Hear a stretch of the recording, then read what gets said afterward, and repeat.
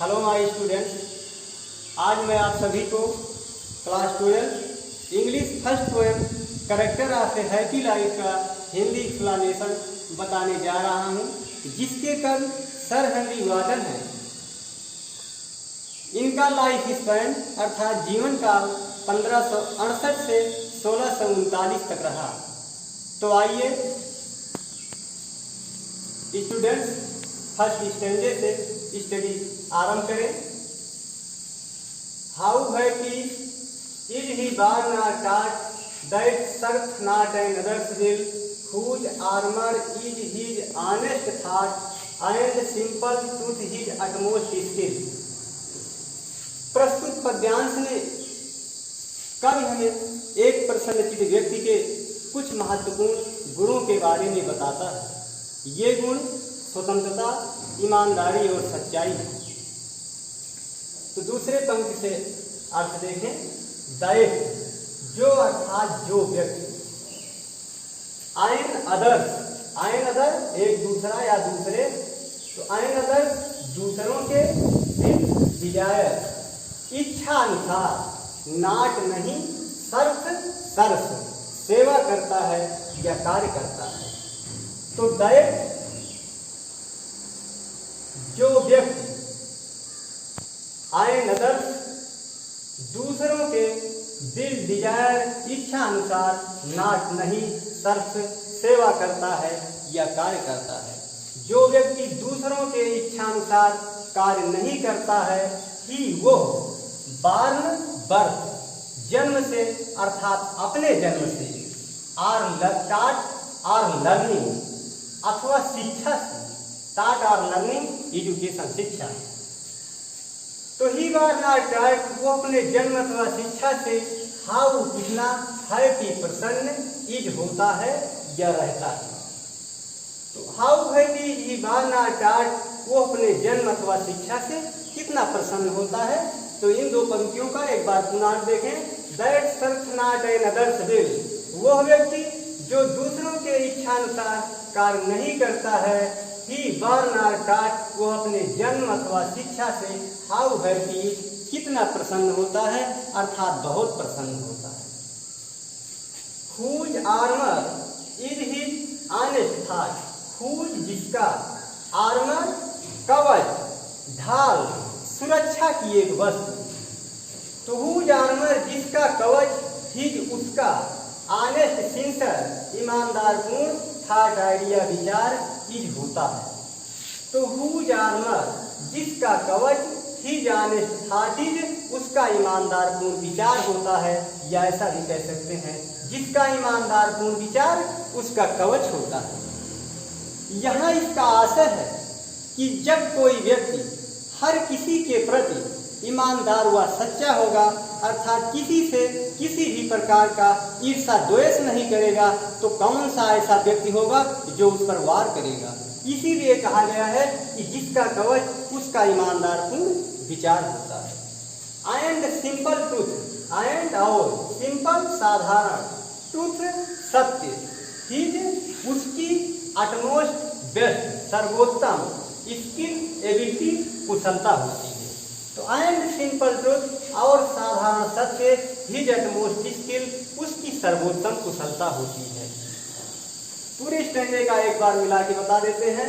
That serveth not another's will वो व्यक्ति जो दूसरों के इच्छानुसार कार्य नहीं करता है, how happy is he born not टाट वो अपने जन्म अथवा शिक्षा से कितना प्रसन्न होता है अर्थात बहुत प्रसन्न होता है। Whose armour is his honest thought जिसका कवच उसका ईमानदार पूर्ण विचार होता है, या जिसका ईमानदार पूर्ण विचार उसका कवच होता है। And simple truth his utmost skill और साधारण सत्य उसकी सर्वोत्तम कुशलता होती है। यह ईश्वर द्वारा दिया गया ऐसा उपहार होता है जो जिससे कोई व्यक्ति एक प्रसन्नचित्त जीवन व्यतीत कर सकता है।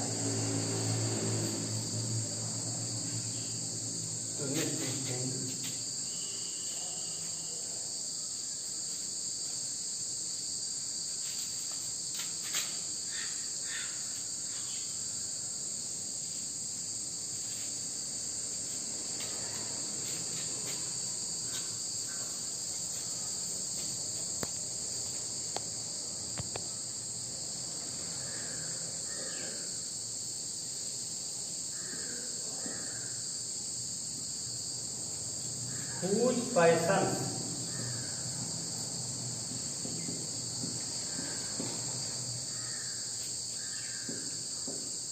not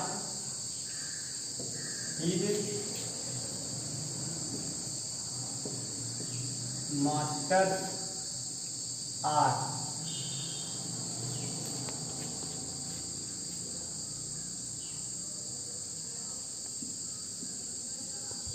Whose soul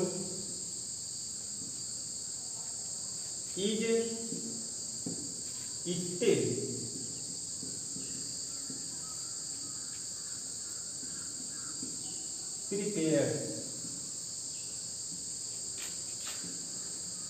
prepared for death.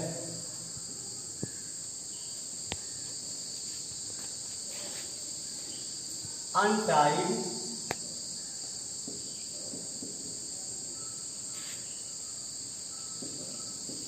unto the world with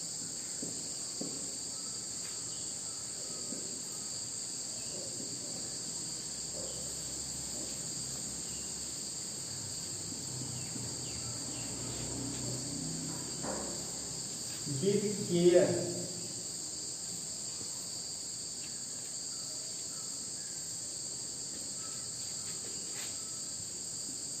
of princely love or he uses a vulgar breed.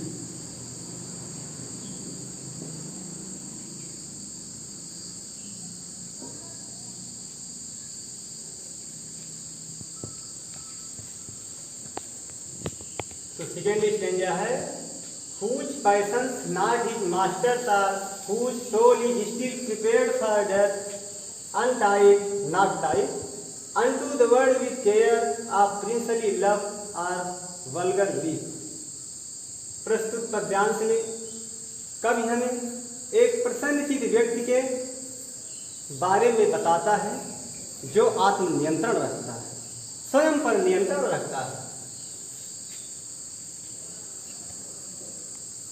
प्रथम पंक्ति से देखें, whose जिनकी पैशंस तीव्र इच्छाएं स्ट्रांग डिजायर्स और डीप फीलिंग्स गहन भावनाएं, नॉट नहीं हिज मास्टर्स उनके स्वामी आर होते हैं। तो whose पैशंस जिनकी तीव्र इच्छाएं हिज मास्टर्स आर नॉट उनके स्वामी नहीं होते, जिनकी तीव्र इच्छाएं उनके स्वामी नहीं होते, अर्थात जो अपनी तीव्र इच्छाओं का दास नहीं होता। whose soul जिसकी सोल आत्मा स्टिल ऑलवेज सदैव फॉर डेथ मृत्यु के लिए प्रिपेयर्ड तैयार ही होती है। तो whose soul is still prepared for death जिसकी आत्मा सदैव मृत्यु के लिए तैयार रहती है, सदैव मृत्यु का आलिंगन करने को तत्पर रहती है, अर्थात वो मृत्यु से डरता नहीं है। Untied unto the world with care of princely love और vulgar grief.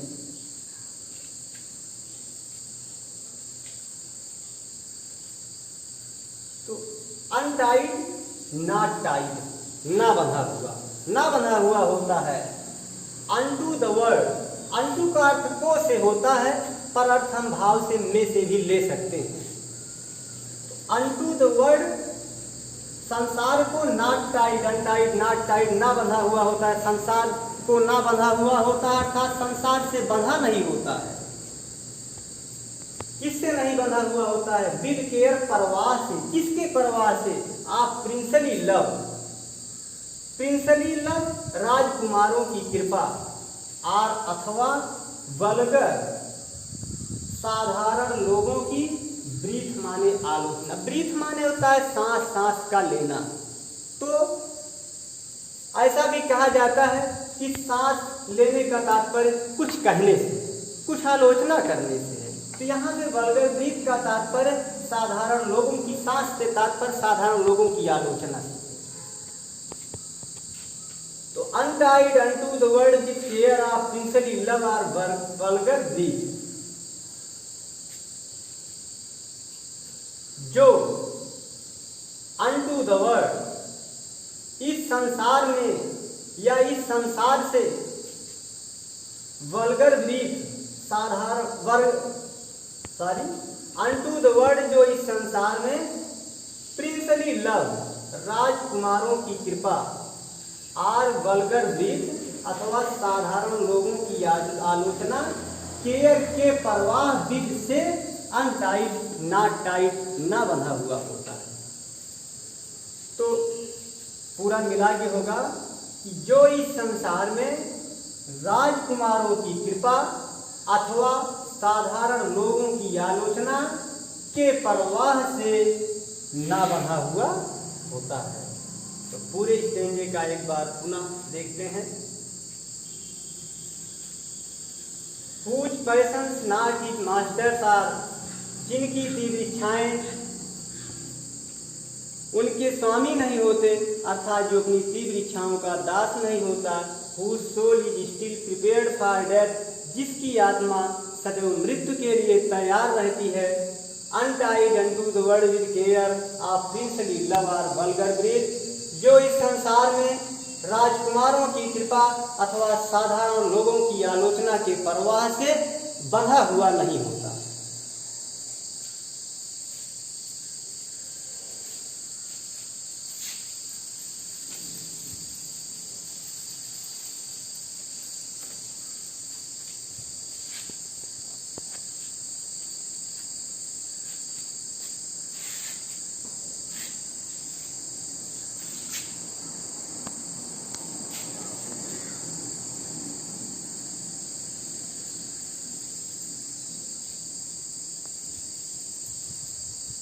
Third stranger, who had his life from rumor,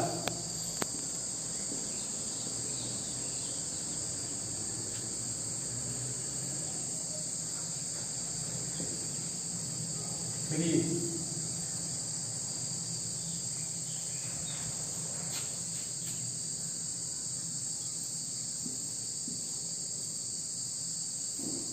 whose conscience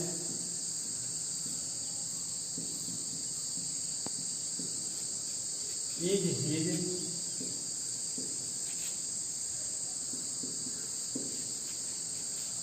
strong retreat,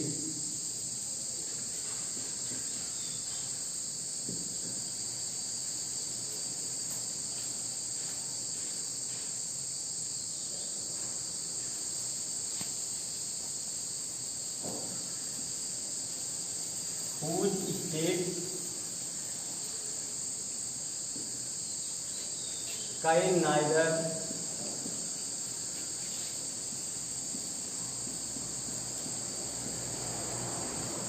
flatterer succeed,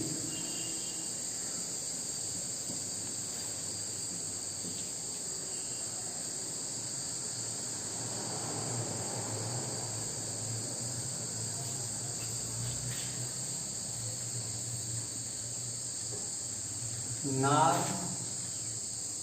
rules make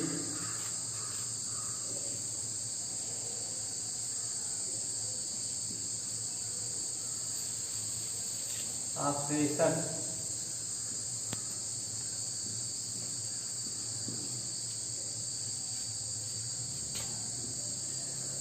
great।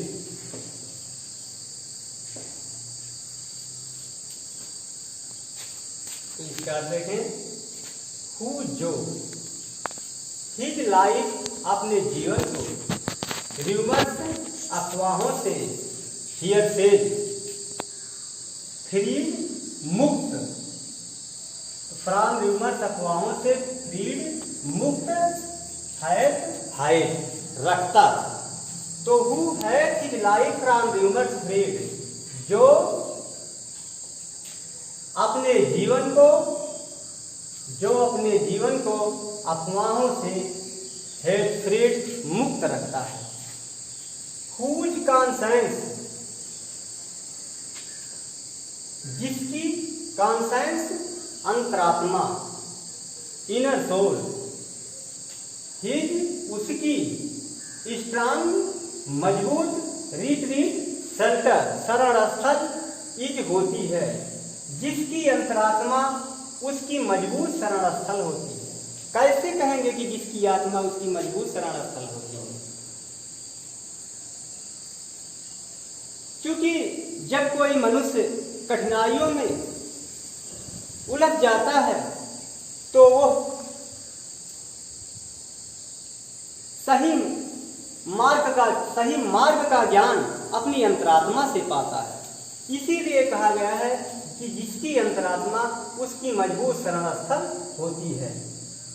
Whose state, whose जिसके, state माने राज्य होता है, state माने दशा या स्थिति भी होती है।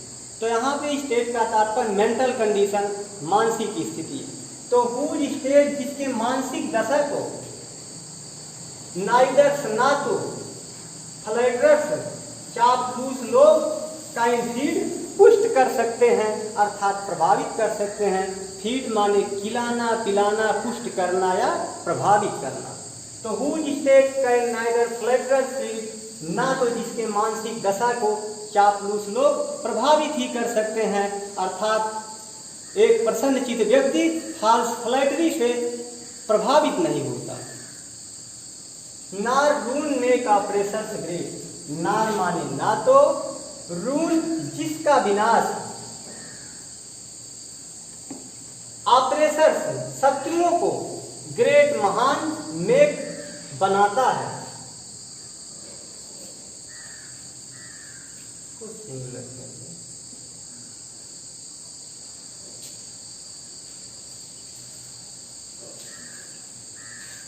तो नार रूल मेक ऑपरेशंस ग्रेट, ना तो जिसका विनाश उसके शत्रुओं को महान ही बनाता है। यहां इसका तात्पर्य है कि जब एक प्रसन्नचित्त व्यक्ति का विनाश हो जाता है तो इतना दुखी नहीं होता कि उसके शत्रु विजय की ताली बजाएं। इसीलिए कहा गया कि जिसका विनाश उसके शत्रुओं को महान नहीं बनाता। तो एक बार पुनः देख लेते हैं। Who has his life from humour freed, जो अपने जीवन को अफवाहों से मुक्त रखता है। Whose conscience is his strong retreat, जिसकी अंतरात्मा उसकी मजबूत शरण स्थल होती है। Whose state can neither flatter seat, ना तो जिसके मानसिक दशा को चापलूस लोग प्रभावित ही कर सकते हैं। ना रून में ऑपरेशंस ग्रेट, ना तो जिसका विनाश उसके शत्रुओं को महान ही बनाता है। इसको बुक समझाना पड़ेगा। तो माय स्टूडेंट्स, अब मैं विराम देता हूँ। शेष स्टडी नेक्स्ट वीडियो में होगा। Thank you.